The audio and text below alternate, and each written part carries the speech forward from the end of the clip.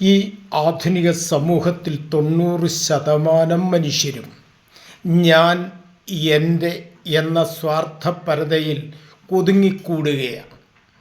എനിക്ക് രക്ഷപ്പെടണം, എനിക്ക് വളരണം, എനിക്ക് ഉയരണം, മറ്റുള്ളവരെങ്ങനെയായാലും എനിക്ക് പ്രശ്നമല്ല. അങ്ങനെ ചിന്തിക്കുന്ന ഈ സ്വാർത്ഥതയാണ് മനുഷ്യനെ ആത്യന്തികമായി അധപ്പതനത്തിൽ കൊണ്ടുപോയി എത്തിക്കുന്നത്.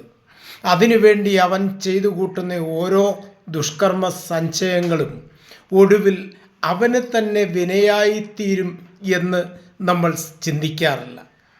അങ്ങനെ ചിന്തിക്കുന്ന സമൂഹം വളരെ അപൂർവം ചിലരെങ്കിലും ഈ സമൂഹത്തിലുണ്ട്, അങ്ങനെ ചിന്തിക്കുന്നവർ.